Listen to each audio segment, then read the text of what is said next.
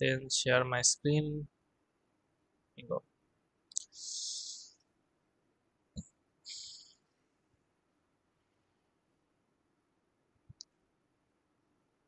So as you know that today we're going to discuss on stochastic inventory model, okay?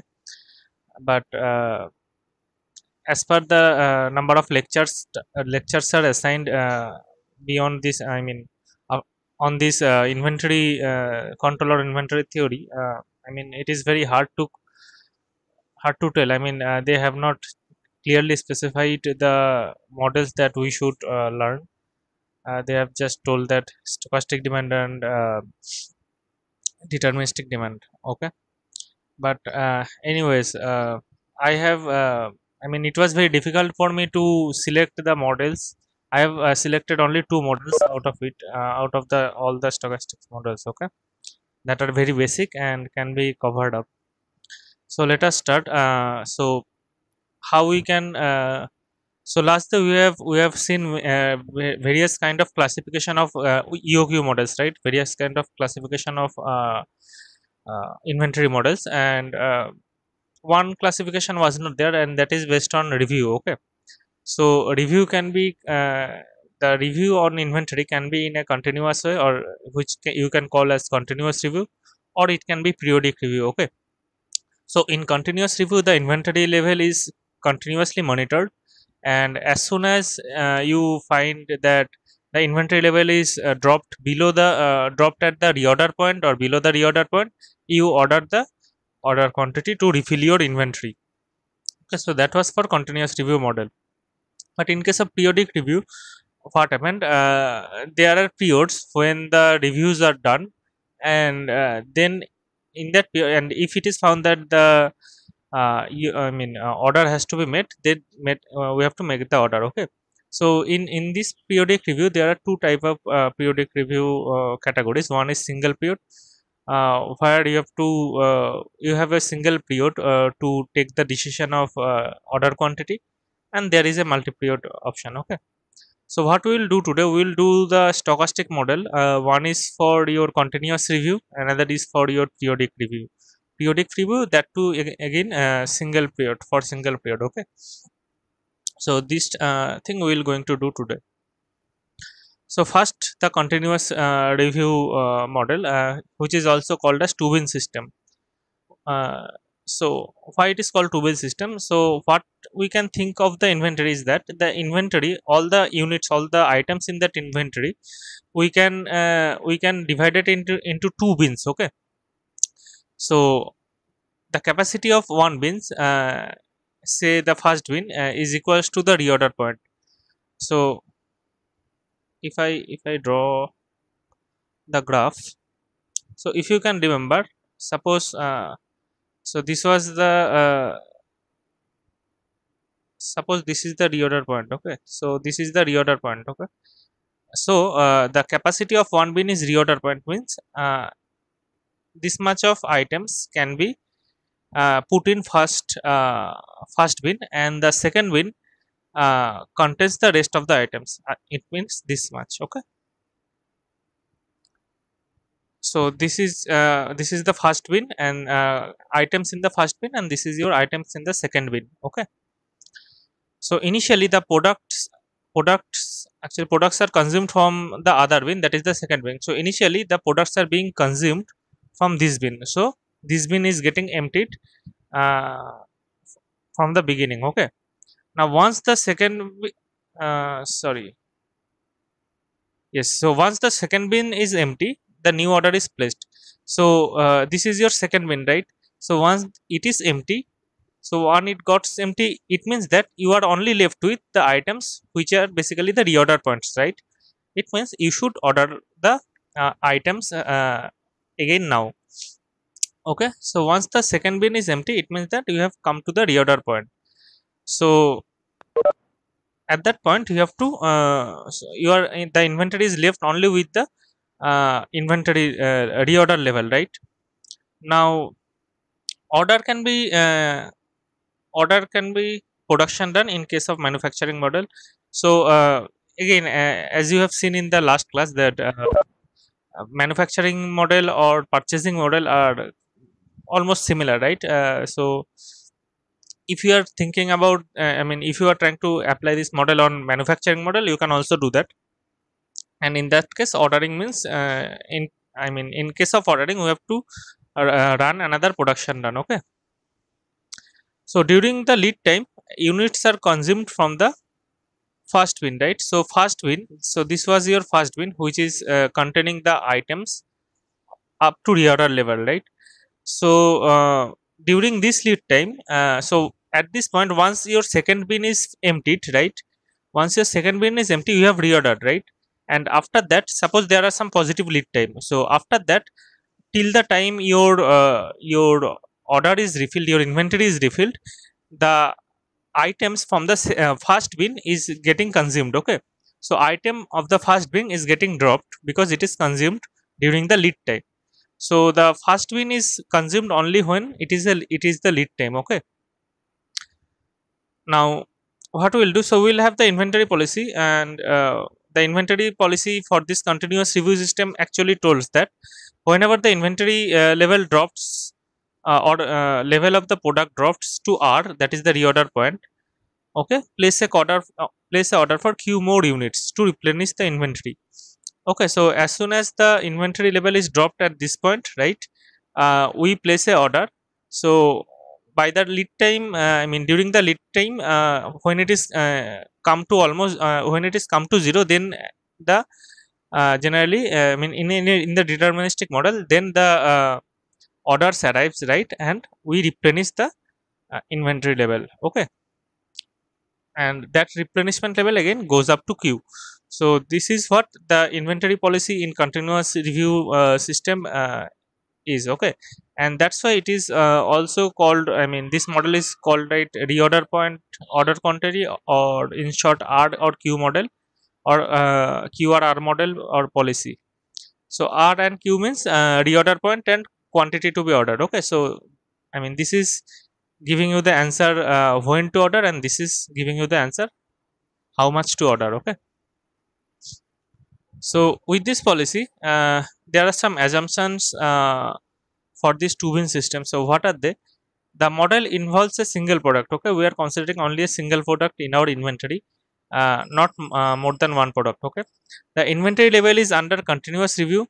That is, we always know, the management always know the current value in that are stocked up into the inventory. Okay, uh, so since this model follows the RQ policy, uh, so the decision has to be made on R, that is the reorder point, when to order, and Q, that is the how much to order. Lead time can be fixed or variable in this model. So again, this for this model, you can have different variations. Okay, based on whether the lead time can be fixed or it is variable, and demand is basically stochastic.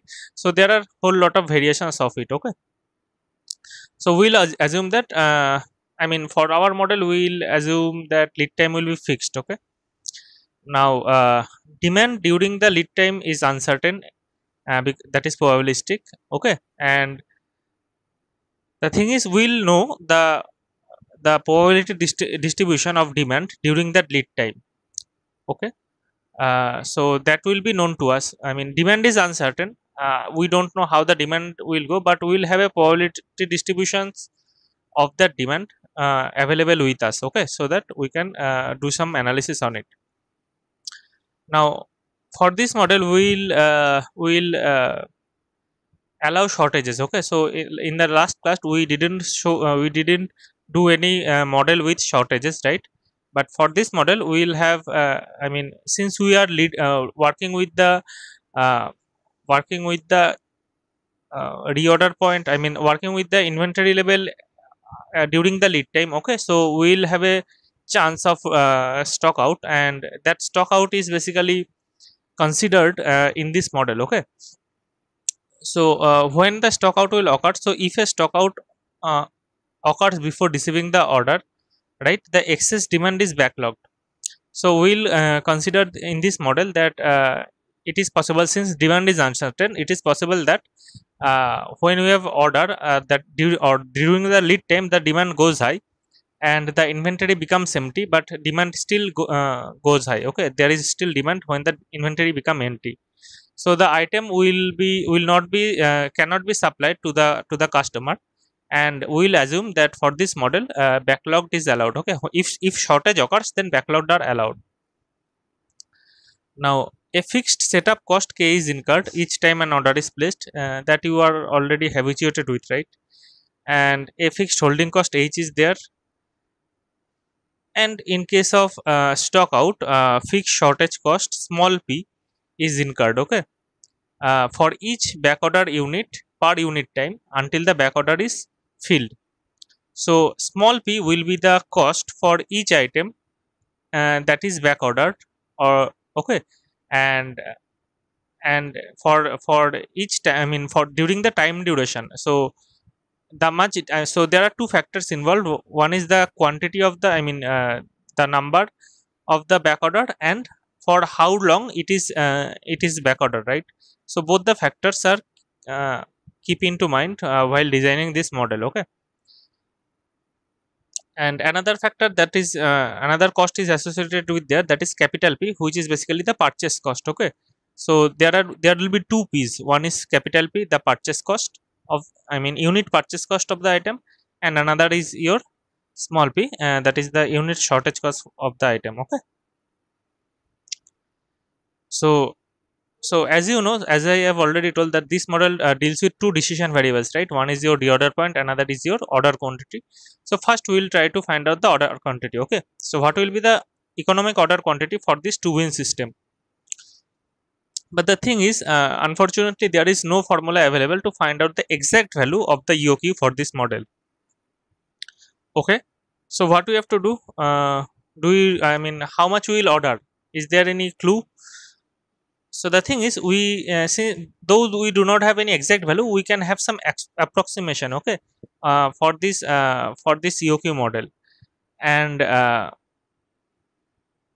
this EOQ model, I mean the EOQ quantity, the economic order quantity for this model can be given or very well approximated by this deterministic EOQ model with planned shortage. Okay, so deterministic EOQ model with planned shortage, the formula in there for the EOQ actually gives a very good approximation for this model. Okay, and we'll do that. I mean we'll see that how the deterministic EOQ model with planned shortages work, and what is the EOQ for that model. Okay, and we'll apply those EOQ in this model. Okay,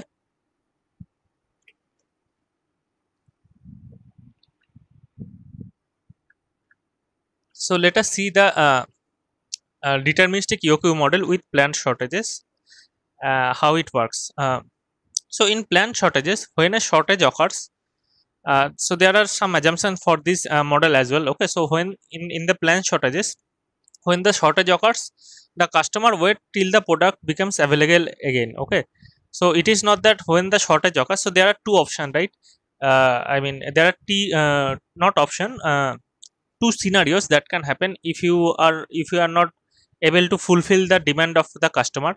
The customer may wait until you refill the order, until you backlog that order. Okay, another option is the another scenario is the customer may tell, no, we do not go further with you because you are not able to meet my point, right? So customer may tell, I mean discontinue the order. Okay, so for this model we will assume that customer will wait until we produce the items to the customer. Okay, so if we draw a inventory level, so this is how it will look like. Okay, so what we will have, so let me explain. So suppose initially we will have this S amount of items in the inventory. Okay, so S is the inventory level initially, and then with a constant demand rate of D, it is being consumed by the customer. Okay, so at a constant rate it is being consumed.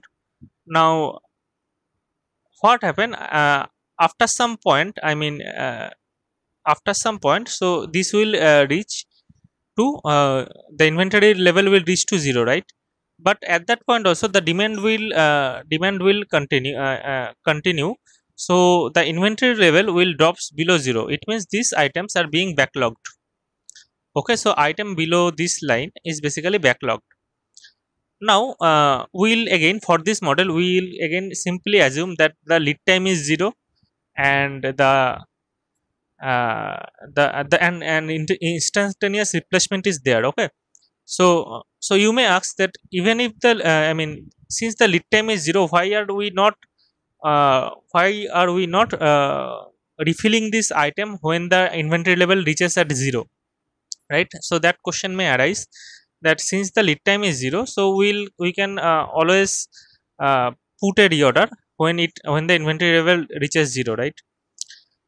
But why are we not doing that? And since we are not doing that, that's why it is called planned shortages. Okay, so we are allowing the shortages, and this can give us more profit than the other deterministic EOQ model we have done. Okay, so planned shortage can give us, I mean, more profit only if the customers allow backlogged items. Okay, so now so what will happen, the demand will keep on decreasing, and at some point of time, okay, when it goes to certain level, then we will again refill the refill the inventory. Okay, but when we are refilling the inventory, what we will do, we'll order q items. Okay, that is our order quantity. So S is not the order quantity. S is, you can tell, the inventory level initially or inventory level after each refill. Okay, but q is the order quantity, so we are always ordering q items. Now once we order q items, at this point what will happen, q items will be fulfilled, right? Now by this time, some items were backlogged, right? Some demands are backlogged. So as soon as we receive this order, the backlog demand are full then and there. Okay, so again there is a instantaneous replacement of the replenishment of the back orders. Okay, so that back orders will consume some items, and again the inventory will level up to S. Okay, not Q, because out of this key order, some of the orders were used to fulfill the back orders. Okay, so each time there will be some planned shortages, right? Each time there will be some planned shortages, and we will order the q items to refill the inventory. And as soon as we order the q items, the inventory level will goes up to level S, right? Because we have to fill up these shortages, right? So that's why it is called planned shortages. And in you can see that planned shortage will generally give better profit if you look into some example. Okay, so now back order are filled as soon as the product arrives. So you can see over here, so as soon as the product arrives, the back orders are filled, right? Okay, so in this model we will assume that as soon as a product arrives, the back order will be filled. Now these are the cost. So small p is the shortage cost per unit time. Okay, so or shortage cost per item per unit time. So small p is the shortage cost. S is the inventory level on receiving Q items, right? So every time we are receiving Q items, the inventory level goes up to S, right? It cannot go up to Q because there is a shortage which we have to fill up. Capital P is the purchase cost per item. Small h is the holding cost. This thing you already know, right? These notations. So demanded or demand of, okay, demand of items per unit time D. Now Q minus S is the shortage of the inventory when the items are received, right? So you can understand that so this is the shortage, right? Amount of shortage, and which is basically denoted by Q minus S, right? So now if we try to derive the EOQ of this model, so we'll follow the same approach, right? We'll find out each of the component of the cost one by one and try to find what is happening. So for holding cost, so for holding cost, so holding cost actually the carrying cost, right? So the items in inventory, that are being carried, holding cost is occurred, right? So for this model, if you look how the holding cost will be, so h is the per unit item per unit time holding cost, right, of an item, and h into the area of the big triangle. So this is your big triangle, right? So this much of items you are holding in the inventory.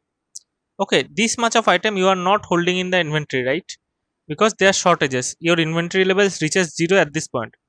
So the holding cost for your inventory for this model will be the area of this triangle, right, and multiplied by h, which is the holding cost per unit items per unit time. Okay, so the area of the big triangle will be, so half into s by d. So why s by d? Because inventory level was s and it is a continuously consumed at a rate d. So this length will be s by d, right? This length will be s by d. Okay, so this is your base, half into base into height. Height is s. So this is how your holding cost will be, right? So if we do it, so it will be look like h square divided by 2d. Okay, so this is your holding cost for this model. Now shortage cost.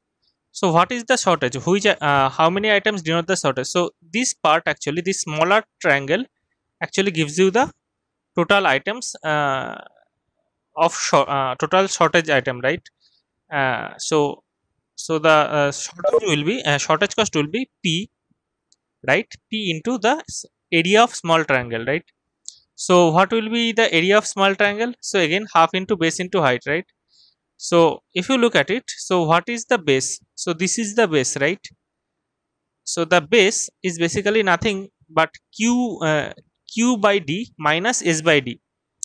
The full length from here to here is q by d, right?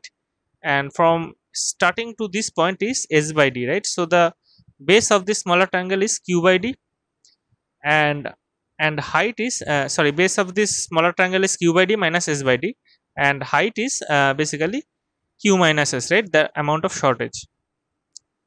So the shortage cost will be p into half into q minus s by d, right? That is nothing but the q by d minus s by d and q minus s. Okay, so if we do it, so we'll get that the shortage cost for this model will be p into q minus s square divided by 2d.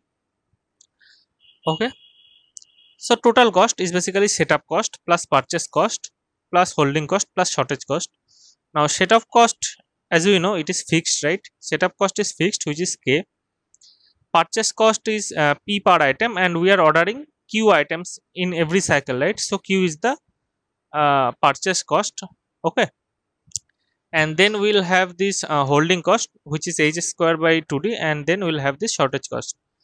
Now if we try to, then we have to find out the total cost per unit time, right? So this is total cost per cycle. Okay, now from that we have to find out the total cost per unit time. So total cost per unit time will be given by total cost per cycle divided by the cycle duration, right? So total cost per cycle, actually, so this is total cost per cycle, and this is your cycle duration, q by d, right? So q by d is your cycle duration, right? So if you do that, so you will get the total cost per unit time as this. Okay, so if you divide this whole thing by q by d, you will get the total cost per unit time. And next we will follow the same approach. Okay, so there are two things we have to decide upon. One is your s, right, which is which is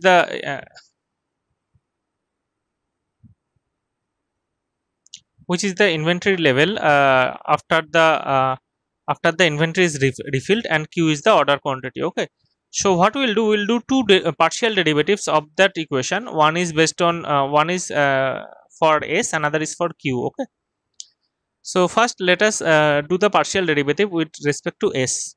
So if you do that, so this is our total cost expression, right? Now if we do the partial derivative with respect to f, what we will get, so if you look at this, there is no s, right? So this will be 0. There is also no s associated with it, so this will be 0. For this we will have 2s, so 2 will come down, so we will have 2 hs divided by 2q, so that both of the 2 will be cancelled, right? So we'll have hs divided by q. Okay, and for this one we'll have uh, so for this one we'll have p, 2 will come over here, so 2p q in q minus s into minus 1, right? Because we will have to separately derive this one, so there will be another 2, so that 2 will be cancelled, these 2, right? So finally we'll be left with p into q minus s. Okay, and this plus will turn into minus because there is a minus 1 component. Okay, so this is what we will get on doing the partial derivative of s. Now from this expression, so what we can tell, so we can remove this q, right? Because we can multiply q both side, so this will lead us to this equation, and from then we can tell that s equals to q into p divided by p plus h, right? So if you do that, you can find out that s equals to this.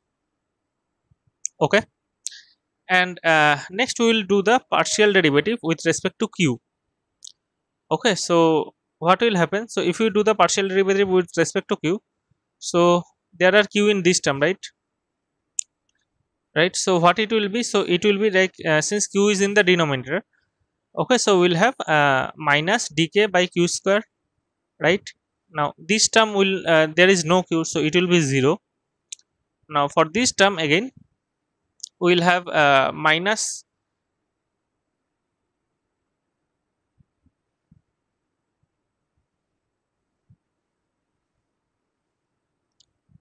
yes, for this term again we will have minus h squared divided by 2q square, right?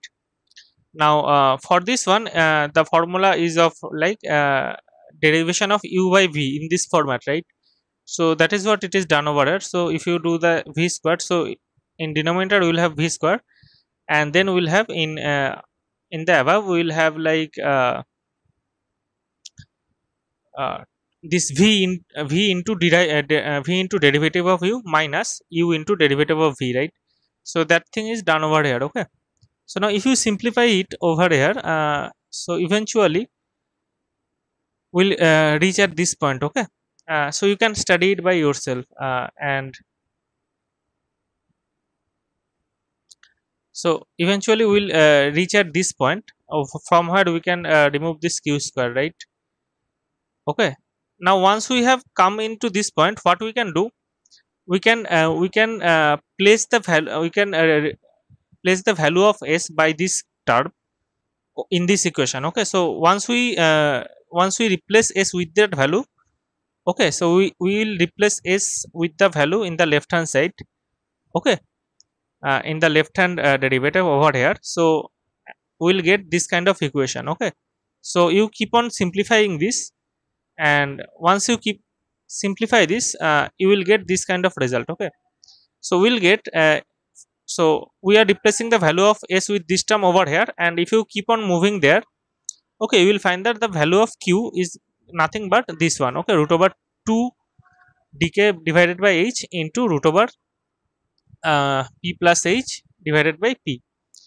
Okay, and then you can find the value of s using the value of q star, or value of s star using the value of q star, which is basically, so you have to multiply this p divided by p plus h with this. So you can easily understand that if you multiply p divided by p plus h in with this q star, you will get this term, right? So p will come up and p minus h will come down. Okay, so this is the optimal order quantity EOQ for this model. Okay, for this deterministic model with planned shortages. Okay, now this EOQ we can use for the two bin system in our stochastic model as a good approximation. Okay, because there is no formula which can give the EOQ for that model exactly.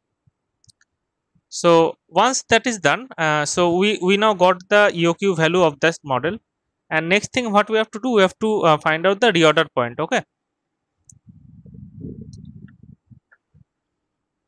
so reorder point of the stochastic model, not this deterministic model. Okay, so to find out the reorder model, we have to take into consideration some fact.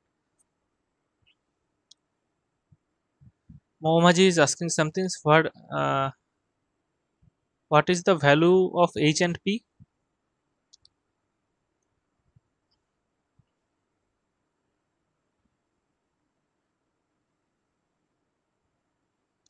So small p is your shortage cost, okay, unit shortage cost, and small h is your unit holding cost, and that value will be given to you in the question. If any sum you have to do, so that will be given to you.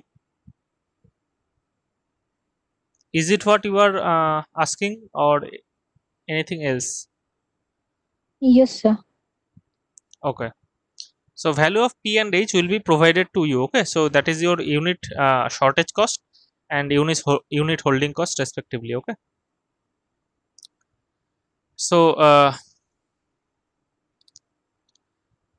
in case of stochastic model and continuous review, the stock out will occur if the demand is not met during the lead time. So if you think of it, now we have in the stochastic model we do not know about the demand, right? So the demand can be ups and down. There will be no constant rate, right? So demand can be like this. Now now we'll assume that there is some lead time. Okay, so there is some lead time. That means once we order, it will take some time to that order to receive that order. Okay, so now during that lead time also the demand is uncertain, right? So maybe during that lead time the demand goes a bit higher, and what can happen is that we can move into shortages. Okay, so in case of stochastic model and continuous review, the stock out will occur if the demand is not met during the lead time.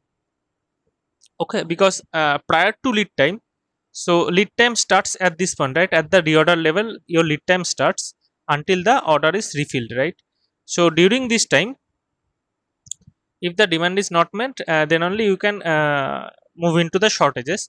Prior to lead time, what you have, so prior to lead time you will have enough inventory to fulfill your demand, right? So at the point it comes below the reorder point, or at the time the lead time starts, okay, then only there is a chance that you will come to stock out. Okay, so we'll focus only the demand during the lead time. Okay, and we'll denote it by DL. Okay, D subscribe L. So this DL will basically give the demand of the lead time, that is the during this part. Okay, so okay, the picture is drawn. So as you know, so the demand is uncertain in this example, in this stochastic model. So the lead time starts when you reach the reorder point, right? At reorder point you reorder the items, right? And your lead time starts. So during this lead time, the demand is also uncertain, right? So the short out will only stock out will only occur if your demand is not met during this lead time, right? Prior to lead time, that is not of botheration. Okay, prior to lead time you cannot move into shortages, so you can move into shortage only if during the lead time. Okay, so the demand during the lead time will be represented by DL. Okay, and this is obviously a random variable because this is not the demand is not certain. Okay, this can be there can be ups and downs in the demand. So this is how we'll consider to find out the reorder point of this model. So we'll consider the demand of the lead time only. Okay, DL, and again this is a random variable. Now another point will be there which is called the service level, and which is be actually defined by the management of the organization. Okay, which is also take part in determining the R or reorder level. So what is service level? So service level actually can be defined in many ways, and that varies from company to company. Some example of the service level is like expected percentage of all the demands that are met on time. Okay, and most of the time this is the service level that is hold by I mean this definition is observed by most of the companies. Okay, expected percentage of all the demands that are met on time. some may also measure the service level by average number of stock out per year. So we'll follow that first one, like how many what is the percentage of demand that is met during the lead time. Okay, so this is what we will define the service level. So service level is nothing but the percentage of demand that are made, okay, that are made during the lead time. And there are many other measurement you can also find out in books. Okay, so we will consider only the percentage of the demand that are being made, okay, as a service level. Now the thing is, the distribution of lead time demand is known and does not change during the lead time. So we are focusing on this demand, right, during the lead time, and that is uncertain. And but the thing is, the certain thing is, we know the distribution of this probability distribution of this lead time demand, okay, which is denoted by DL. Okay, and it is also assumed that that probability distribution does not change during this lead time. So during this lead time, that will not be changed. The probability distribution of this demand is not changed. Okay, so now with this assumption, with this information, we will going to determine the reorder point or R. So the procedure to choose the reorder point under service level. So we will have some service level along with that. So first we have to choose the service level. So as we have defined, the service level will we will consider the service level by the percentage of time the demand is met, okay, during the lead time. So we will choose the service level, means how much percentage is we want to meet, or the how much percentage the organization want to meet during the lead time, and then we solve the value of R, okay, such that the probability distribution of the demand is less than equals demand during the lead time is less than equals to R is equals to the service level.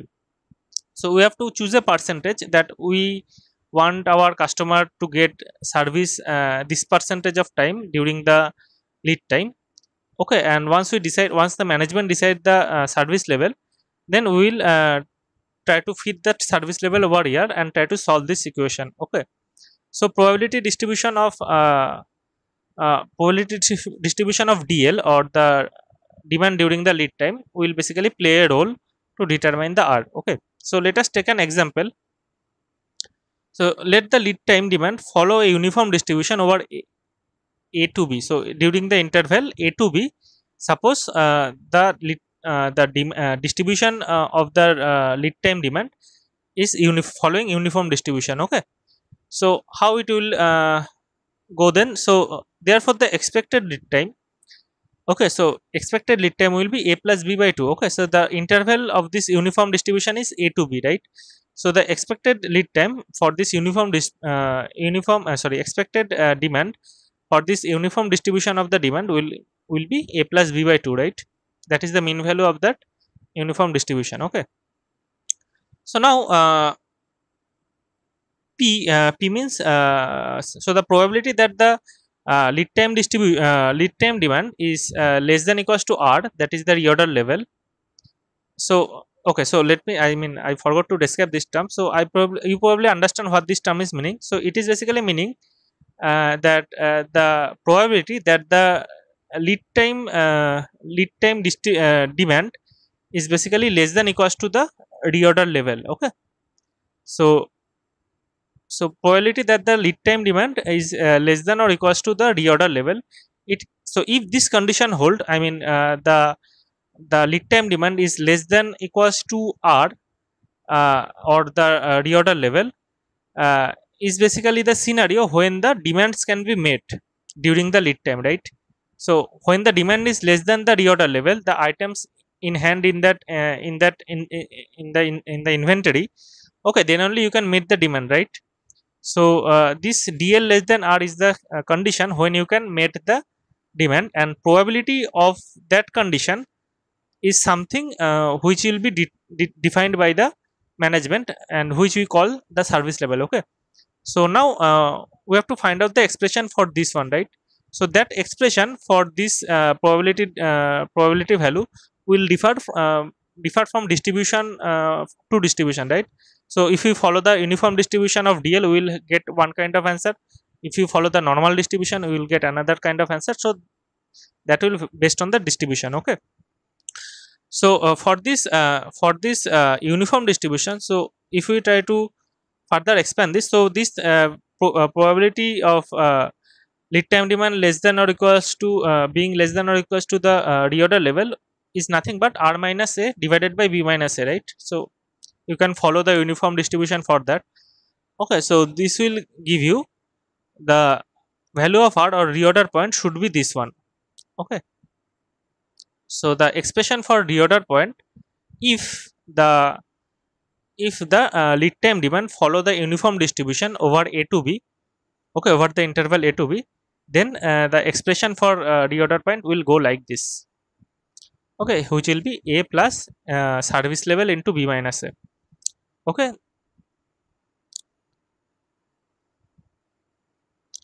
Now there is one term which is called safety stock. So safety stock is defined by the amount of excess items. Okay, amount of excess item to the lead time demand that protect against occurrence of stock out. So as you know, so safety stock basically tells you the excess amount of item. Okay, which basically is not required during that lead time, and by which you are protected from being stock out during the lead time. Okay, so that is what the safety stock means. So if you look at this example, now for this example, so what will be the safety stock, right? So the safety stock basically given by this, right? So the reorder point minus the expected value of demand during the lead time. Okay, so that will give you the safety stock for that distribution. Okay, so in this above example, we have the expected demand is A plus B divided by 2, right? So the safety stock for this example will have like this term, I mean this expression minus this one. Okay, so this expression minus A plus B divided by 2. So if you simplify this, you will find that the safety stock for this example will be this one. Okay, so this is the excess amount of item in the inventory, or you can say during the lead time. Okay, so this will be basically excess amount over the expected demand. Okay, now the expected demand is something which we expect, but the demand may vary, right? So suppose this expected demand is 50 items, right? But it doesn't mean that every time the lead time demand will be 50 exactly, right? So it may be 40 at some time, it may be 70 at sometimes, right? Okay, so what this safety stock is doing, so safety stock is basically uh, help us help us against to protect against the occurrence of stock out, right? So we will consider the mean value of the lead time demand as to define the safety stock. Okay, so now the original in real life, I mean originally that lead time demand will vary, right? It can go to 40, it can go to 70, but the mean is 50, right? So around the mean how much we are protected is given by the safety stock. Okay, so the excess amount over the mean is given you the safety stock. It means that so if your safety stock is like 15, okay, and your mean is 50, okay, so you can fulfill the demand up to the demand is 65. Okay, so once it go past 65, for this example, like 50 and 15, 50 being okay, so you can fulfill the demand up till when it is 65. Okay, and once it goes beyond 65, you cannot fulfill the demand. Okay, so this is what the safety stock means. Okay, and it is a vital vital parameter or vital attribute of any stochastic model. So we have done the model for done an example of uniform distribution, but generally normal distribution is followed, right?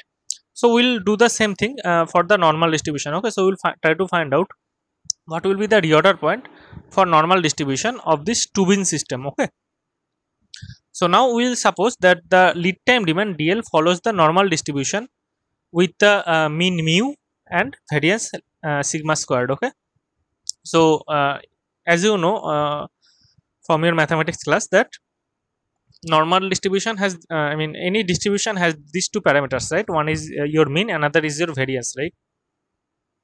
So this is how your normal distribution looks like. Okay, so what we will have, we are trying to find out this reorder point or R. Okay, and so if you try to think that uh, during the lead time during the lead time, that is from the time you have inventory level R, so you can fill up the demand once the demand is less than R, right? So if the demand is less than R, then only you can fill up the demand, right?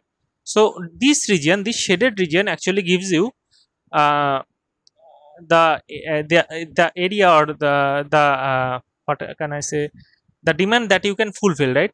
And once it go past R, okay, you cannot fulfill those demand. Okay, so in this area in this area actually represent the cases when you cannot fulfill the demand, right? So this is the area which basically denotes the stock out region, right?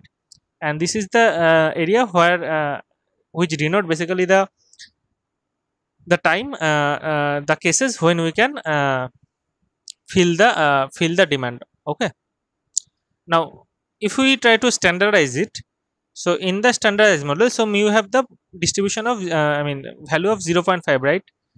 So now we'll for this reorder level, we'll tell it like k alpha.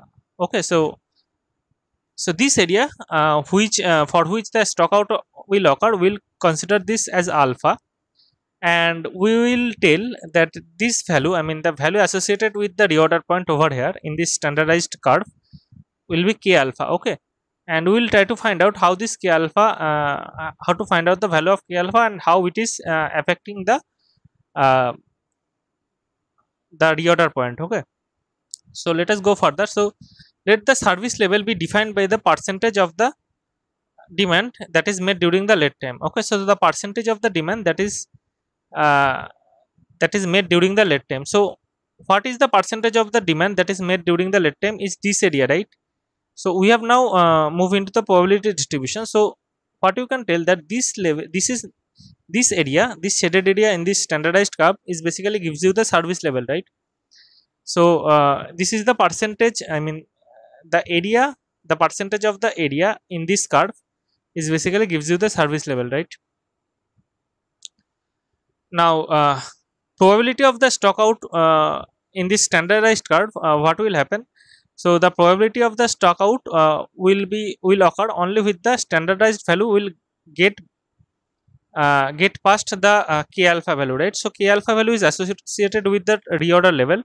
So once the standardized value gets past the k alpha value, right, then only the stock out occur, right? Now the probability of that stock out is basically given by the area, right? Given by the area under this curve, right? So this area is, we have already assumed that being alpha, right? So the probability that the stock out will occur is nothing but this area which is alpha, right? So the probability that z greater than k alpha is alpha only. Okay, so probability that z is less than equals to k alpha, so the probability that z is less than equals to k alpha is given by the area under this curve, right, under this side of ka, right? So that is nothing but 1 minus k alpha, because the in the standardized curve the whole area is considered as 1, right? So the rest of the area except alpha is basically nothing uh, where the value of z is less than equals to k alpha, right? So the probability that value of z is less than equals to k alpha is nothing but 1 minus alpha, right? Now this region is nothing but the service level, right, the percentage, right, service level. So this area is service level. So what we can tell is that service level is nothing but the 1 minus alpha, right? So this is how we can relate service level SL and alpha. Okay, so service level equals to 1 minus alpha. Now now from the standardized I mean in this standardized curve, so what is the value of k alpha? So k alpha is associated with the reorder level, right? So now if you try to make a standardized value of r, so this will be like r minus mu divided by the standard deviation, right? So r minus mean divided by the standard deviation gives you the standardized value of r, right? And which is nothing but the k alpha, right? So r minus mu divided by sigma is nothing but the k alpha, where mu and sigma is known to you, okay, or sigma square may be known to you. So from that, what we can tell? So from that we can tell this that r minus mu is nothing but the sigma into k alpha. And if you look at this, this r minus mu, so mu is nothing but the expected value of the lead time demand, right? So r is your reorder point and mu is the expected value of lead time demand. So this gives you the safety stock, right? So the value of safety stock over here is nothing but the sigma into k alpha. Okay. So how we'll find the k alpha? We'll look into an example. So sigma into k alpha, and then r is equals to, or the reorder level yes, r equals to or reorder level equals to the mu, means the expected value of the lead time demand plus the safety stock. Okay, so this is what we'll get if we follow the normal distribution during the lead time, normal distribution of lead time demand during the lead time. Okay, so I mean you got the idea. So if you are given a normal distribution, and so you will be also given these values like mu and sigma, and what you have to find out, or to find out the reorder level, you have to find out the value of k alpha. Okay, so we'll see an example how to find out the k alpha. So k alpha is nothing, oh my god, just a minute.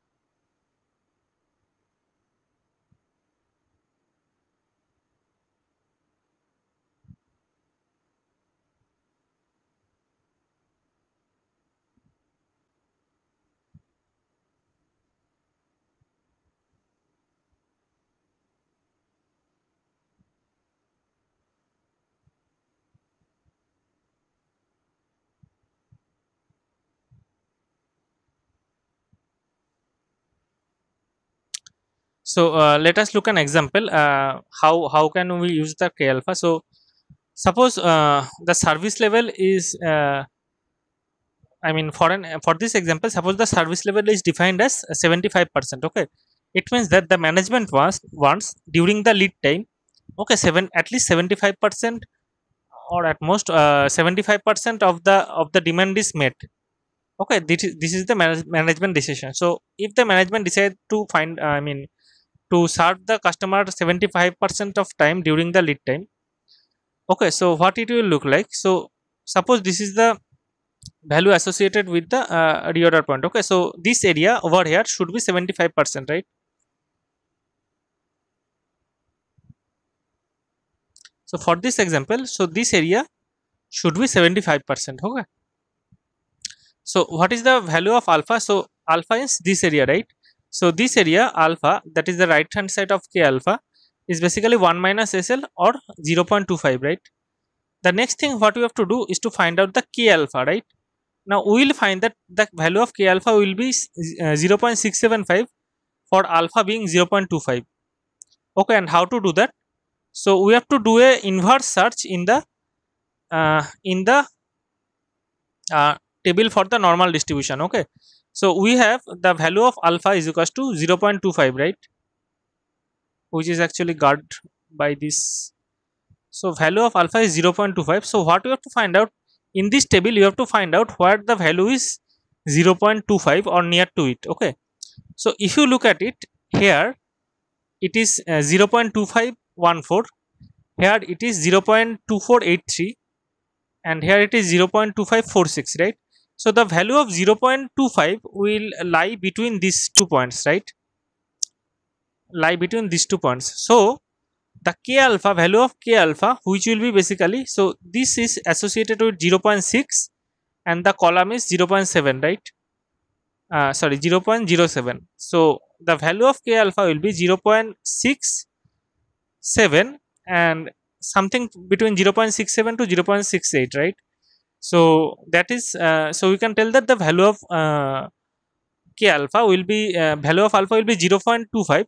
So when it is between 0.67 to 0.68, or on an average you can tell the 0.675. Okay, so this is how you have to find out the value of k alpha from the table. We generally do the other way around, right? We try to find out the normal distribution when we have the value of k alpha, we trying to find out the value of alpha from this table, but we have to do the inverse thing. Okay, so this is also called, I mean, the function available to you in different word packets, it is called normal inverse or norm inv. Okay, so you will find that, so we have to do the other way around.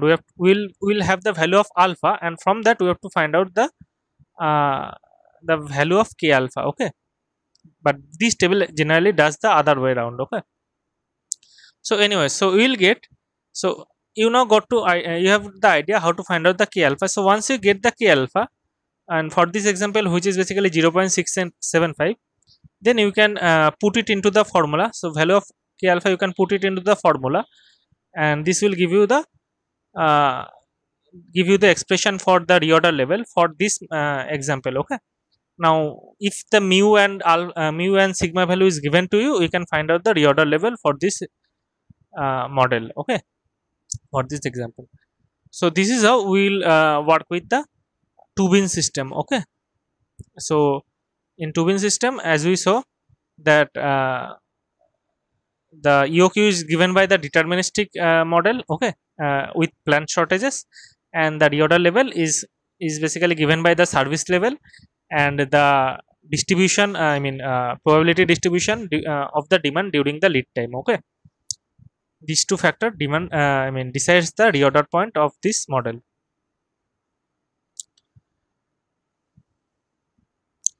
So that was one model, and the second model that we will do for today is another single point model. So what is single period model? So I'll come to that. So prior to defining the single period model uh, actually I mean mostly associated with this perishable product. Okay, so what is perishable product? So perishable product is one which can be carried out in inventory only for a limited period of time, after which it cannot be sold.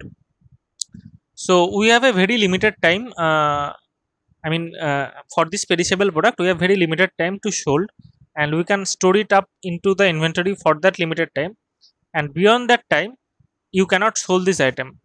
So one good example of perishable product is newspaper, right? So you can stock up the newspaper for today only. I mean, for today's newspaper you can stock it up for today only. From tomorrow that will be no longer needed, right? So this is a good example of perishable product.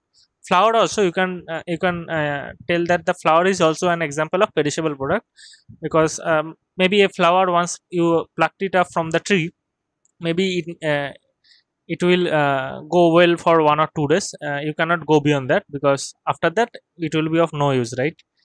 So so single period model which basically deals with a single period. Okay, so you can understand that in case of newspaper, for example, so the period is only for one day, right? Whatever you order, I mean, suppose you are a news vendor, okay, and you order, I will I will distribute 100 newspaper today. So you order 100 newspaper, and that newspaper which you have ordered today, you cannot sell it tomorrow, right? You have to sell it by today, and if you cannot sell it, you will basically incur some loss, right, due to overstocking. So we'll see this concept for this model. Okay, so you got the idea of perishable product, right? So for such product, actually single period models are developed. Okay, so for, I mean, you can understand, right? So this perishable, I mean, single period model is mainly focusing these perishable products. Okay, Since the decision is made only once, such models are called single period model. Okay, so once you decide, I mean, once, suppose in case of news vendor model, so once you decide, once the news vendor decide that I will take, I mean, I will order the newspaper company to produce me 100 item today. So once that is done, once the order is placed, I mean, he cannot change, right? I mean, he cannot do the make the order once again. Okay, that is the one time job. Okay, so for that, this single period model is developed, okay, to model this kind of scenario. So this model actually, that's why it is called, I mean, news vendor model. Okay, so let us see the example of news vendor model. So newspaper of a particular day cannot be carried in inventory, or can be carried in inventory only for a single day, right? Then it becomes outdated. Okay, then nobody will buy that newspaper. Since the demand is random, the news vendor needs to choose a daily order quantity, because do not, I mean, not consider, I mean, do not consider the news vendor in our country. I mean, uh, they generally gives us the home to home delivery, right? So they have an estimate how many order they have to place. But uh, but in other countries, or in some bus stands, right, or in some traveling point, you will find that there are news stands, right? And people who are traveling around, they buy the newspaper from the bus stands. Actually, this is a bit old model. Now people use mobile phone during the bus stand, they do not read the newspaper while traveling, right? So consider that model only. So in that newsstand, that news vendor actually do not know, right, how much newspaper will he can sell today. So the demand is random to that news vendor at the newsstand, in the bus stop, or in any platform. Okay, so since the demand is random, the news vendor needs to choose a daily order quantity. And how it can do is, so the news vendor has to choose the quantity such that it balancing the over ordering and under ordering to maximize the expected profit. So see, if the news vendor gives too much order of the newspaper, right? So what will happen at the end of the day? He will left with some newspaper which he cannot be sold, which he cannot sold, right? So that will incur some loss, right, to the news vendor. Again, if he or she order some quantity which is basically less than the demand. I mean, the newspaper got sold out very quickly and he is emptied. There are more demand, but he cannot sell because he do not have the inventory of the newspaper, right? So in this case of under ordering, he has the potential items. He could have the potential items to sell, but he cannot sell because he do not have the stock. Okay, this will also incur some loss, or this will also actually, this will more than loss, actually this will reduce the profit. Rather than telling it loss, it will basically reduce the profit by some margin, right? Because there are more demand but he cannot sell, he, as he doesn't have any inventory. Okay, so so you can understand both the over ordering and under ordering can lead to decrease in profit, right, expected profit. So the news vendor will always try to maximize his expected profit. Okay, and so this model is basically I mean, applicable for most of the perishable product out there.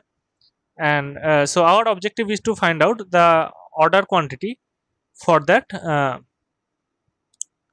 for this kind of product, single period model. Okay, now there will be no reorder point, right, because this is a single period model. So you have to take the decision once, you have to order the quantity, and during the day end, okay, whatever you are left with, you are left with, you cannot order the quantity for the same day, you have to order it for the next day. Okay, with a new probability values. Okay, so you can understand that for this model, there this is a single period model. uh, okay, so it will be ordered only once.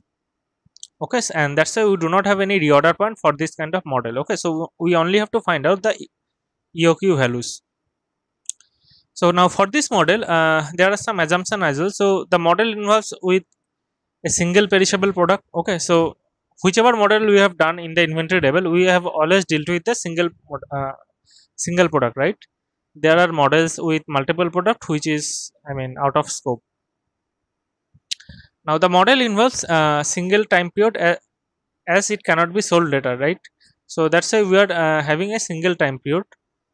uh, Now here the concept of salvage value comes. So we can obtain the salvage value by disposing the expect excess product of a period, like the excess item the news vendor has. He can probably return it to the newspaper company and get some refund for that, but not in full, right? I mean, if he sold the paper, he probably get 1 rupees of profit, but now if he return it back to the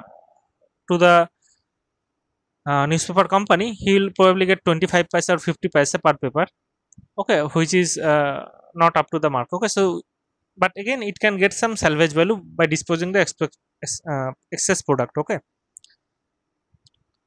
now there may be some initial inventory I, though in this news vendor model we do not have an initial inventory, but we'll have the variations of this news vendor model where we can have this initial inventory I, okay, and which can be applicable to different other perishable product.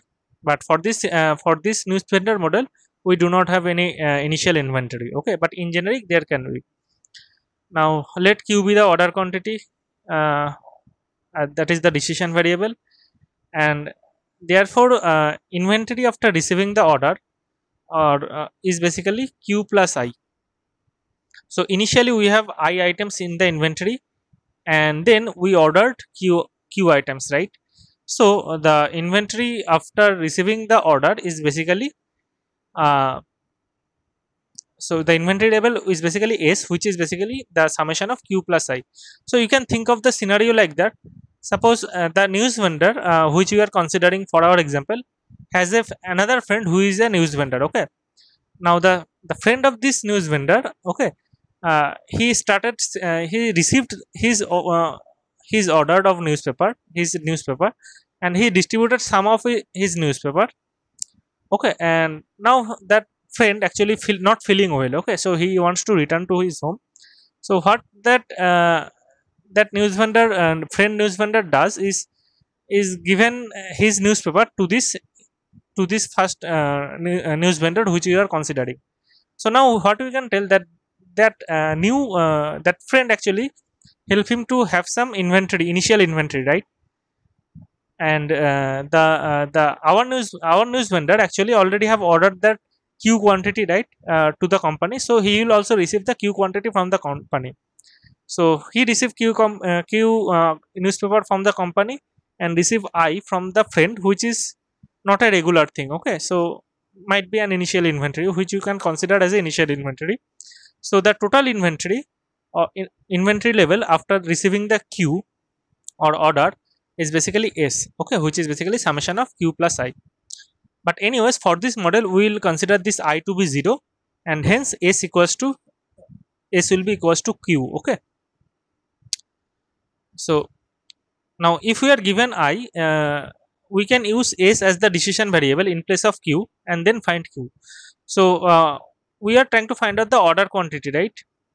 Now we can see that if we have some initial inventory I, the inventory level can reach up to S, right, on receiving q. So what we can tell, we can make the model which basically based on this S, okay, S as the decision variable, and once we get the value of S, okay, we can get the value of q by subtracting I from S, right, following this formula. So that is what we will do. We will consider S for our as our decision variable in place of q, okay. But again for this model, since we have I equals to 0, so we will have S equals to q, okay.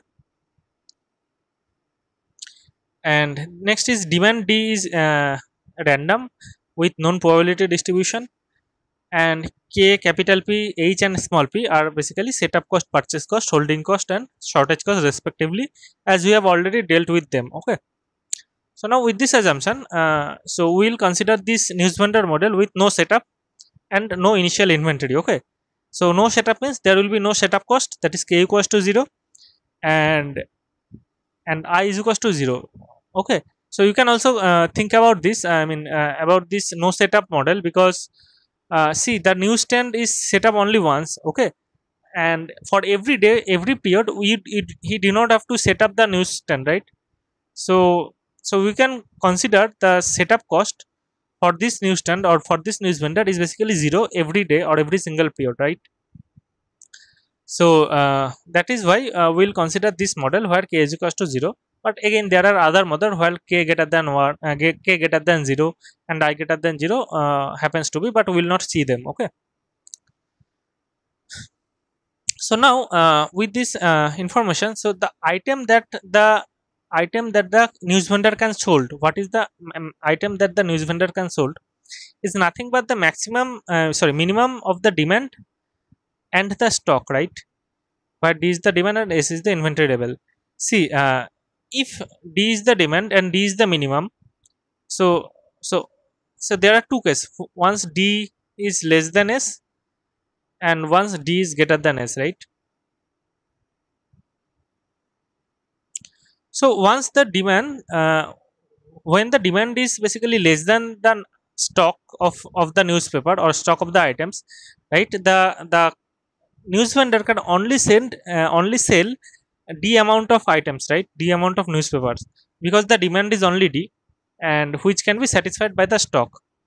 Okay, now once the demand is greater than the stock, right? So if the stock is less than the demand or demand is greater than the stock, then the newspaper can only sell the newspaper that is in his stock, right? He cannot fulfill all the demands because demand is much greater than the stock, right? So he can sell only here only that amount of newspaper he has in stock, right? So the newspaper, I mean the news vendor can only sell minimum of D or S amount of items to the customer, right? So the cost incurred, will consider the cost function as a function of D and S, right? Because this is what on which uh, the cost is dependent upon, right? So what will have the cost function? So cost function will have the P into S, right? What we have bought. So P is the unit purchase cost and S is the number of items that we are purchasing. Okay. And for holding cost, so the holding cost will be maximum of 0 into S minus D. So see, when you will have some carrying cost, when you are left with some items, right? When you are left with some items at the end of the day, so when you will left with some items, when you have more stocks than demand, right? So when you have more stock than demand, we will have S minus D number of items in your hand to carry forward in the inventory, right? Okay. Now in case demand is more than the stock, so this value will be negative, right? But if this value is negative, if S minus D value is negative, it means that you do not have any stock, right? So you do not have to bear any holding cost because you do not have any stock. So that's why this maximum of 0 and S minus D is taken. So it will cover two cases. One is when your S minus D is less than 0.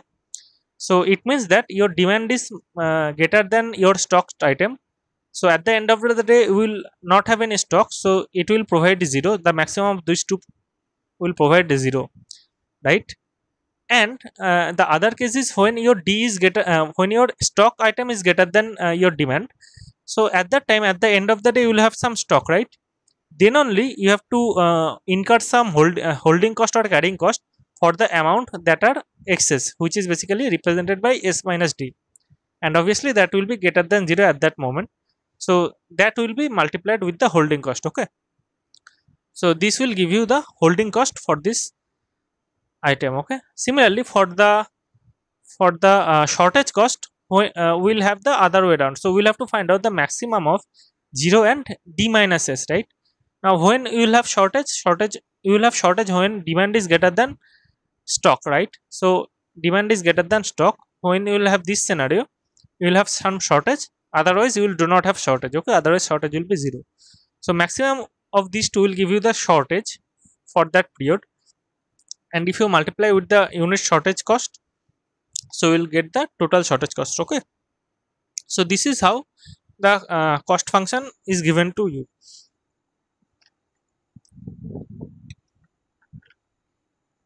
Okay, now if you look at the whole function about the cost, you have d in it, right? So d is nothing but a random variable, right? And since d is a random variable, this whole expression is basically a random variable. So what we will do,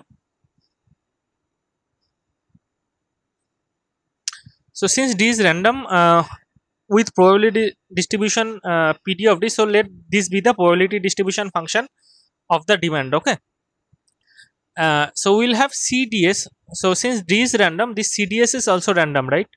So what we will try to do, we'll to try to find out what is the expected cost. Okay, given this is the uh, this is the probability distribution function of the demand. Okay, so what will be the expected cost? So we'll represent the expected cost by c of s. Okay, and which is basically the expected value of c of uh, ds. Okay, so this is expected value of this term. Okay, so now if you try to find out, uh, now there are two way we can analyze this inventory model. One is in a discrete way, another is your continuous way. I mean, one in one scenario we can consider the demands being discrete. Okay, and for this example we are considering is discrete because we are considering the probability distribution function, right? And for the next thing we'll see the probability density function, uh, it being a continuous demand. Okay, so we'll consider this model for two cases. One is your for this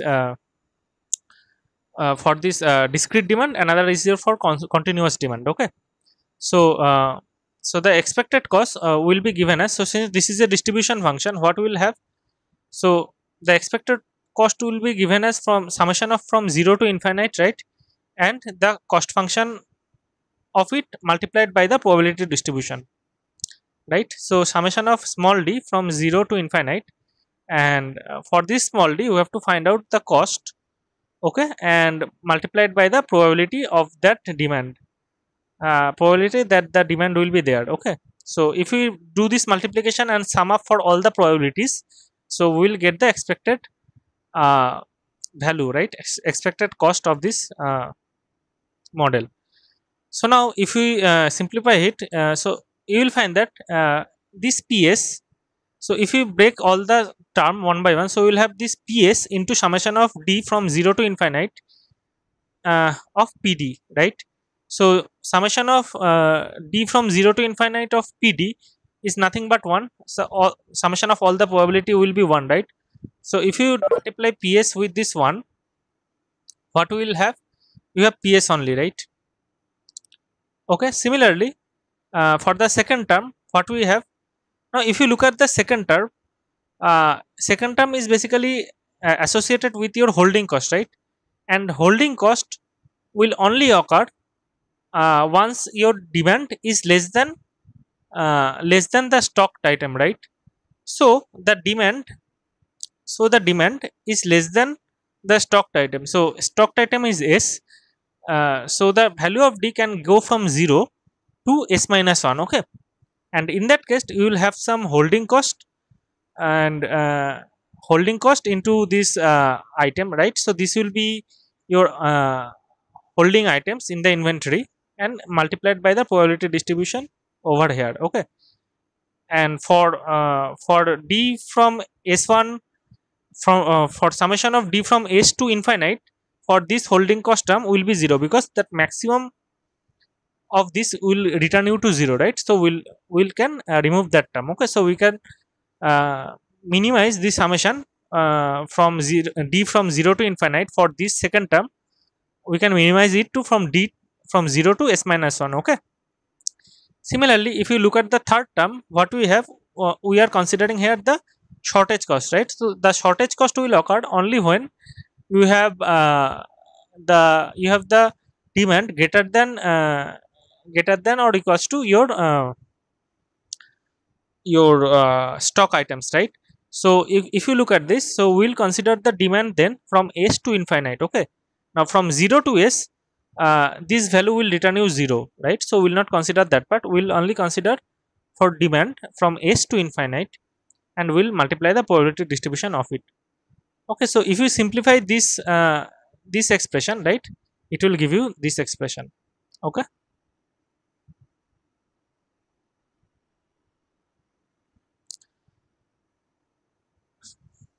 So this is the case, as I told you. So this is the case when the demand is discrete random variable. Now this can again be approximated by considering the demand as continuous random variable, and eventually both of them will give you the same result. Okay, so you can do, I mean, we can do marginal analysis on top of it to find out the cost, to find out the expression, final expression. But again, we'll see that we'll do the final expression for continuous random variable, and if you do the marginal analysis, you can find that they will be same as the this continuous case. Okay, so we are not further going to expand this one, but eventually it will be the same. Okay, so let us look into the continuous case of demand. Okay, so we'll now consider the continuous demand. So what we'll have then, so we'll now consider fx as the probability density function. Okay, since it is a continuous demand, we will have the probability density function of the demand as fx. Therefore the expected cost that we are considering in the previous case as well will look like integration from x equals to 0 to infinite, the cost function, right, cx into s into fx, right? So fx, so what we will do, so if we again expand it, so this function from the previous slide, you can expand it into three component, right? One is your purchase cost, another is your holding cost, another for your shortage cost, right? So this is the same expression from the previous slide. Okay, if you expand this cx, this term, okay, you will get this one. Now again we'll break up this into three parts. So if you do this in a similar fashion, we will have this ps into integration from x equals to 0 to infinite of this fx ds, right? So that integration will return you 1, so you will finally left with ps. And similarly for the holding cost, we will have the value of x from 0 to s, right, and the expression for the holding cost. And for the short stock out cost, we will have value of s from x from s to infinite, and we will have the expression for the shortage cost. Okay, so this will give you the expected cost of uh, expected cost of uh, cost of this model if you consider the demand as a continuous one. Now one difference, if you have looked at it, so this is the same thing, right? So in case of continuous demand, we are just replacing it with integration sign, right? Another difference is on the demand, I mean on the limits, right? Here we have from 0 to s minus 1 and s to infinite, but in the next slide, we both has from 0 to s and from s to infinite. Okay, and that is because in the previous case we have the discrete demand, right? So once we considered a discrete case in one of the scenario, we cannot consider it in the other scenario. But in this case, since the demand is continuous, so you can tell like this is s minus and this is s plus kind of stuff. Okay, in case of limit. So anyways, that is the two little different, but rest of the things are same. Okay, we just replace the summation sign by the integration sign, nothing much. Now what we will try to do, so this is the expected cost, right? So now if this expected cost has to be optimal, what we have to do, we have to make the first order derivative with respect to s, right? And make it as 0, and then solve it to get the solution of s. So we also can do the second order derivative to check whether it is giving really the optimal value or not. Okay, or minimal value or not, by finding whether it is getting the 0, but we will not get into that detail. So what we will do, we will just do the first order derivative of this one and set it as 0 to get the expression of the optimal value of s. Okay, now if you do the derivative of this term, how it will look like? So what we are going to do, we are now going to make this first order derivative as 0. Okay, and we are going to do the derivative with respect to s only. So if you do it now, so how it will look like? So if you look at this term, so if you do the derivative with respect to s, this will give you p only, right? Now if you do the derivative of this second term with respect to s, so what will happen? So there is a s in it, right? So h is constant, it will go out, so it will be there h into, and if you do the derivative of it, we will have only 1, right? And then fx over there, which is not dependent on s, so we'll finally have h into fx, right? And this term will give you 1. So h into 1 into fx is nothing but the h into fx, right? So the integration will remain there, so integration h into fx, so we just derive the inner term, okay, which essentially give us the same result. And for this third term, what we will have, we'll do the derivative with respect to s. So p will be, p and fx are independent of x, right, independent of s. So we'll take it out and we'll have this term to be derived, right? So if you do the derivative, we'll have -1, right? So this plus will transfer into minus, and the rest of the thing will be p into fx into dx. Okay, so this is how, if we make the first order derivative of this expression uh, with respect to s, this is what we get. Okay, now what we'll do, we'll take the h and p out of the integration side as they are constant, right? So we'll take this h and p. So now if you look at this term, so this is integration of x from 0 to s f of x, right? So, and this is integration from x to infinite fx dx, right, where fx is the probability density function. So what this term gives to you is nothing but the probability that the demand is less than equals to s, right? If you can remember the theory of probability, this integration actually with this limit from x 0 to s is nothing but giving you the probability that the demand is less than equals to s, right? Okay, and similarly this second integration part is from s to infinite, right?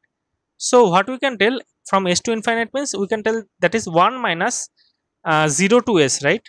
So 1 minus 0 to s is basically gives you 1 minus probability of the same distribution, right? Probability that demand is less than equals to s, right? So these two integration gives you these two term to you, right?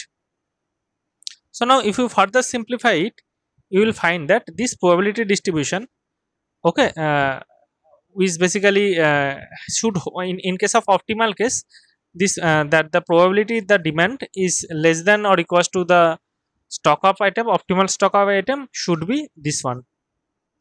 Okay, now if you solve this, so again that will depend on the probability distribution. So if you solve this expression, okay, for the distribution is given to you, you will be find out the value of uh, ordering or value of stock or optimal ordering. Okay, so this is how it will look like.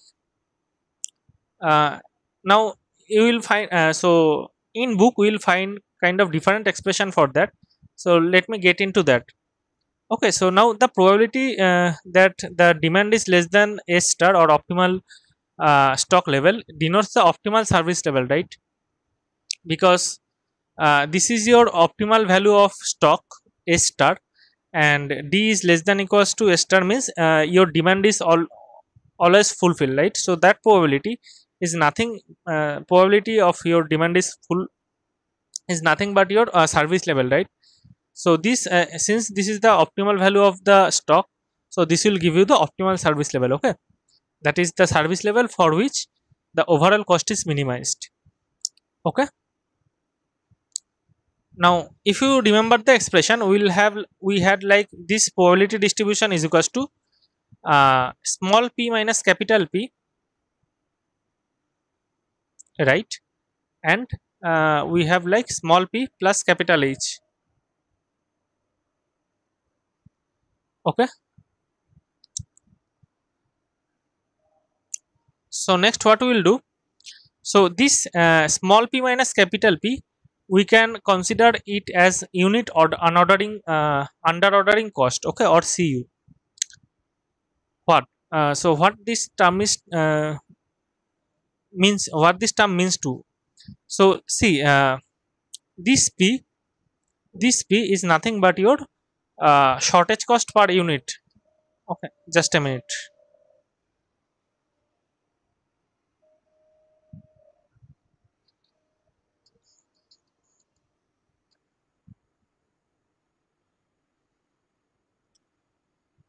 So as I was telling, that this P minus P is basically small p minus capital P is basically giving us the unit under ordering cost, or CU. So see, small p is the unit shortage cost, right, and capital P is your unit purchase cost. So it actually gives you the decrease in profit for failing to order an unit which can be sold during this period of time. Okay, so if you have a shortage, you will lose P amount of item, right? Now why this minus P? So I mean, and this minus P actually for you not purchasing. So the thing is, you are losing P amount of money for shortage, right? But again, you are not buying that item, right? You have not you have not bought that item, right? So that's why you are not incurring that cost. Okay, so that's why that amount of cost is reduced. Okay, so that is why it is small p minus capital P.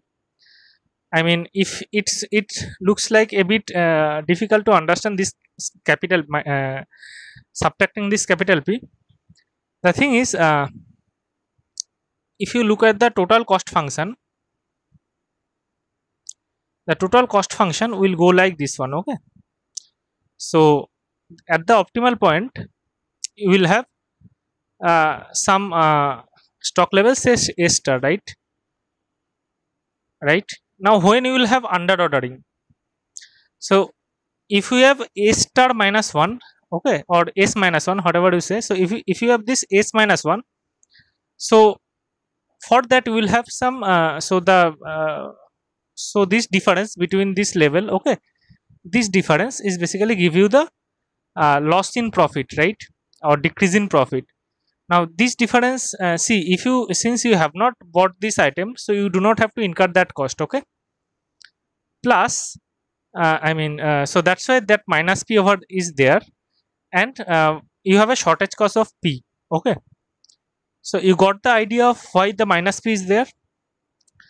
Okay, so this small p minus capital P is giving you the under ordering cost. Okay, so that is basically decrease in profit for failing to order an unit that could be sold during this period. Okay, and similarly, H plus P, H plus capital P is can be thought of as the over ordering cost, or CO. Okay, so this is your optimal level. Okay, optimal inventory level. Now if you have ordered S plus 1 in place of this S star, if you have ordered S star plus 1, okay, so if you order that, so what we will having, you have to purchase that one item, right? You have to purchase that one item. For that you have to incur capital P cost, and you also have to hold that item, right? So for holding a single item, the cost will be H, right? So H plus P will be your unit over ordering cost. So if you over order one item, you have to incur H plus P cost along with you. Okay, so we are denoting it by CO, right? So this is basically decrease in profit for ordering an unit that could not be sold during this period. Okay, so you cannot sold this item during this period, being a perishable item. So now the optimal service level, if you look at it, that is probability that D is less than equals to S star is given by small p minus capital P divided by small p plus H, right? So we can rewrite this right hand term as CU So this is CU, right? The cost of under ordering. Okay, cost of under ordering. And the below term we can write is like small p minus capital P plus small h plus capital P, right? So minus capital P and plus capital P will be cancelled out. So we can to get this one, right? So we can rewrite this as this one. And finally, so this is nothing but the under ordering cost, and this is nothing but the over ordering cost. Okay, so this is what we get. So this service level, okay, optimal service level has to be equals to this one. Okay, Cu divided by Cu plus Cu. Okay, so in the book you will find this expression only. Okay, now the thing is, so based on the probability distribution that will be given to you, and if you are given this kind of model, you have to find out the optimal inventory level, you have to come to this equation, like probability of demand less than equals to the optimal stock, okay, should be equals to this ratio denoted by this Cu divided by Cu plus Cu. Okay, and from that you have to find out the solution of A star. Okay, so this is how we find out the EOQ, or economic order quantity, for this news vendor model. Okay, with no setup and no initial inventory. There is another model in your book which I will not cover, which is called the SS model, which is basically this news vendor model with initial setup cost. I mean, with some initial inventory and as well as setup cost. Okay, so we'll have, in this example we'll have this k equals to 0 and I equals to 0, right? Setup cost was 0 and initial inventory was 0. But in the SS model we will have all the thing will be same. Along with that we will also have to include the setup cost and the inventory greater than 0. But we will not cover this. We will end our session today in this. So now therefore a solution like probability that this obtains the optimal solution for S, that is Q, because S equals to Q as I equals to 0, right? So this is it. And so to summarize the whole session, so inventory model where the demand is not deterministic, rather random, is called the stochastic inventory model or probabilistic inventory model. Okay, now we have done two models, two stochastic model. One is your two-bin system, right? So two-bin system is a stochastic model with continuous review, and in this model what we do, we get to know that there is no exact formula or exact solution for EOQ of that model. And we also find out that the a good approximation of that model, I mean good approximation of economic order quantity for that model, can be given by the solution of the deterministic EOQ model with planned shortages, right? And that is what that is what the EOQ value we are getting for this two-bin system. But for the reorder point for this model, since the uh, demand was not deterministic, since the demand were stochastic or probabilistic during the lead time, so we found that the reorder point of that model is basically determined by the service level along with the demand distribution, right? Okay, and next we have done the news vendor model, which is a stochastic model with single period review. And for that model we have we also called it as no setup model, because there is no setup cost and we'll have initially no inventory for that. Okay, and so since this is a single period model, we do not have any reorder point. We only have the order quantity that we have to order for the single time. Okay, so to find out the order quantity, what we have to find out, we have to find out this expression. Okay, and from that we have to find out the value of S. Okay, and obviously this probability value will depend on the distribution that will be given to you. Okay, if it is a uniform distribution or normal distribution or whatever distribution, you have to fit this accordingly and try to find out the model. So if you have any question regarding this, you can ask now.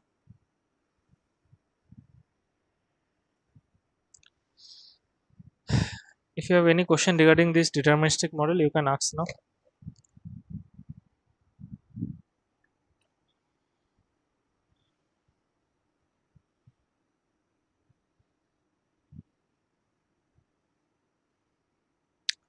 No question.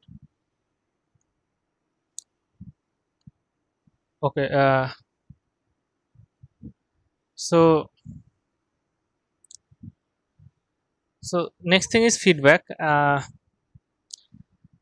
So those who are available at this moment, I would like to ask you, like, so what about the course? So how did you? So do you find the course interesting? Right. If yes, then why? If no, then why also? The percentage of the course topics new to you. Okay. And did you enjoy learning these new topics? Next thing is about the lectures. Uh, Depth of coverage of these lectures that I have given to you, and your expectation, whether you expected more coverage or more depth, or you expect a less coverage will be a better for you, like this. Does it grow your interest about that subject? Does this lecture grow your interest? Now, due to the lockdown, we have seen two modes, right? Initially we have started our class in the college, right, in an offline mode, and then we moved to online mode due to this pandemic, right? So which one you find better, and why you find it better? Okay. And next is your views on flipped classes. So there is one concept I just got to know about, which is called the flipped class. And the concept is like, in normal class what we have done till date is like, we give lecture in the college, in the class, and we give you homework, right? Or we expect you to read those what we have taught, and go through the chapters at your home and solve the problems at your home. And if you find anything, any problem doing I mean while solving those problem, you come back to us, and we'll solve, the teacher will try to solve it, right? Now this flipped class, actually the idea is like that. They are telling, record the class, record the lectures previously and share it with your students. So the students at home, she will see this record, will do some study, and in the class, the teacher is expected to take face to face questions from the student, and do some problem solving in the class. Okay, so it is like the homework will be, you will be done the homework in your class, and your class which you are doing till now in your class will be do at your home. So this is the concept of flipped class. So do you think that this kind of class will be helpful for this subject? Okay, so this is about course, about lectures, about weekly quiz. So this weekly quiz helps or encourage you to study in regular manner at your home? And should we continue it when we are back in offline classes? Means once this pandemic period is over, we'll again back to the classes. And if we do the regular class as we have done before, so if we do this regular class, should we take these weekly quizzes, which will, and I mean, whether it engage you more in your uh, studying? Okay, so these are the thing that I like to know. So along with that, the things that you particularly liked or dislike about this course, I mean during this course. Okay, about the course, about the lecture, about the quizzes, and anything else, like any areas of improvement, any suggestions that you want to convey about the course, lectures, and the teacher, anything else. So this is what I expect. So anybody who want to tell something on these topics, what you feel, just feel free. I mean your feedback uh, will not affect your marks. You probably have seen by this time, right? You already, last time on the feedback of your algorithm class, you already told, most of you have told that I am very friendly. So you can tell me whatever you feel, and I mean, I will be very glad that if you give some point to me to work on. Okay. So voluntarily, anybody want to contribute, or should I ask one by name? I have only 4 people here. uh,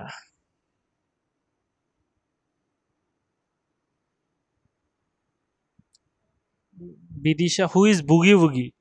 So I will take you first. Boogie Woogie. What is your name? And your first time you are attending this class.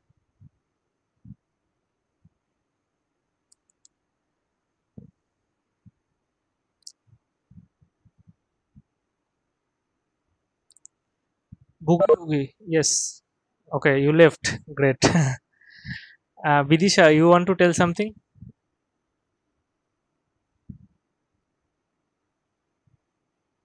No, sir, it was all fine. It was all fine. No feedback. It was good. It was I good. mean, nothing to point out as such. I mean, feedback actually helped me to improvise. Okay, Mou Machi, anything you want to tell? Sir আপনি যেটা বললেন weekly quizzes যদি Hmm. Offline ক্লাসটা চালু হয় তারপরেও যদি আপনি মানে পার উইকে উইকলি কুইজেসটা চালু থাকে Hmm. Then it is better. It is better. Okay, let me note it down. Okay. আর অনলাইন ক্লাসটা বেটার বাট অফলাইন ক্লাসে কিছু কোশ্চেন থাকে যেটা জিজ্ঞাসা করাটা সম্ভব হয় বাট অনলাইন ক্লাসে অতটা মানে মানে রিয়েল টাইম পসিবল নয় কমিউনিকেশনটা ঠিকঠাক। খুব একটা ভালো হয় না, right?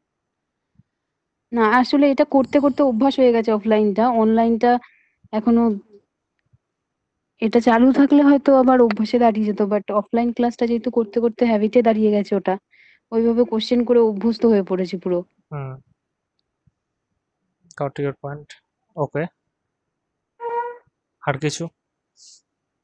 Nothing sir. Okay, and Shukanto has left by the time I his turn comes out. But anyways, thank you for joining the class. And if you have any question, you can ask. Okay, regarding, okay, few more points that I would like to talk to you is about one thing that I have not covered is about the shortest path, right? So you already have the idea about shortest path of a graph, but in a view of algorithm, right? Now I would tell you that you go through the books of OR and try to find out how they have done it mathematically, like drawing the tables or and all. Because if this question comes for shortest path, you have to follow those approach, right?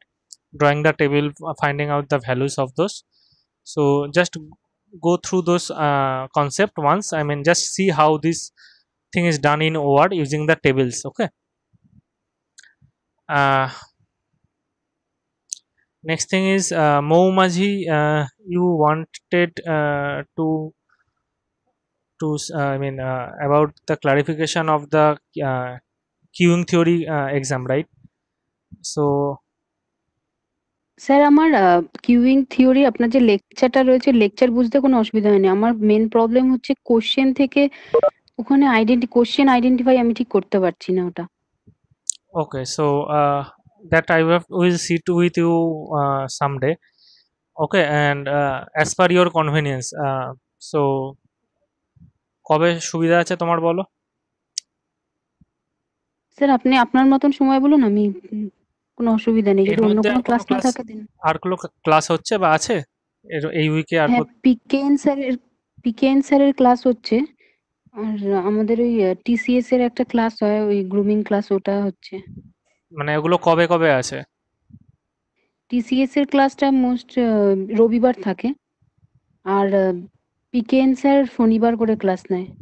শনিবার করে class নেই, but তোমাদের তো শনিবার ইয়ে আছে, তোমার weekend exam কুইজটা তো থাকে, আছে, হ্যাঁ, হ্যাঁ। তাও উনি 10টা থেকেই নেন। আচ্ছা, বাট এই শনিবারও কিন্তু থাকবে তোমাদের, সেটা মাথায় রেখো, quiz on this topic. Okay sir. Yes sir. That is it.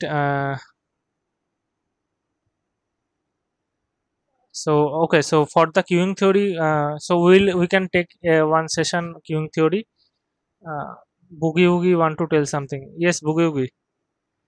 Shatadru, okay. I'm on Dexter, so I have a microphone. Weekend quiz definitely help us to maintain regularity of studying, so weekend quiz is better. +1 from Shatadru. And anything else, Shatadru? You can you do not have microphone, so let me turn on the feedback. So this is the feedback slide. Anything else you want to add, Shatadru?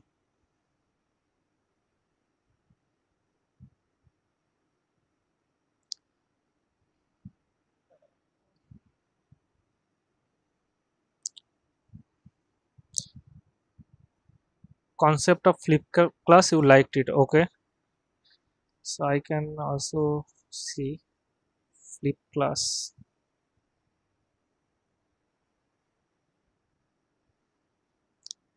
Anything else? That's it, okay. Thank you, Shatadru, for your feedback. And okay, for Mo, I'll have a session with you, and I'll also announce in the Google Classroom that if anybody else want to join that session, that they can join.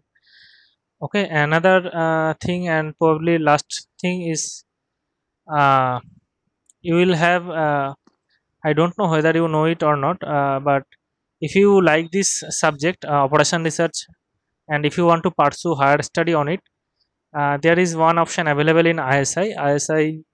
Uh, ISI offers your masters in quality research and operation research. Okay, quality, reliability, and operation research. Here it is. So you can, if you are really interested and want to pursue higher study on it, so you can try for it. You can see there the details in your in their website, okay, in their prospectus.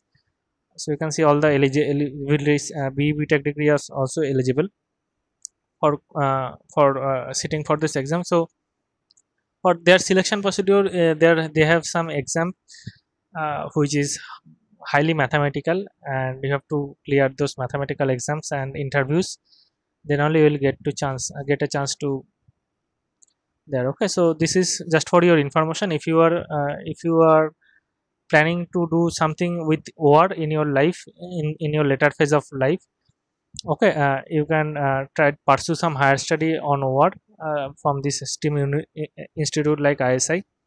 But if you try to eye it, okay, you have to prepare it for from now. Okay, so that's it from my side. Thank you for joining the class, joining the session, joining the course, and that's it. We'll have a weekend quiz this weekend as well. Okay, thank you then. Ending up this session. Bye.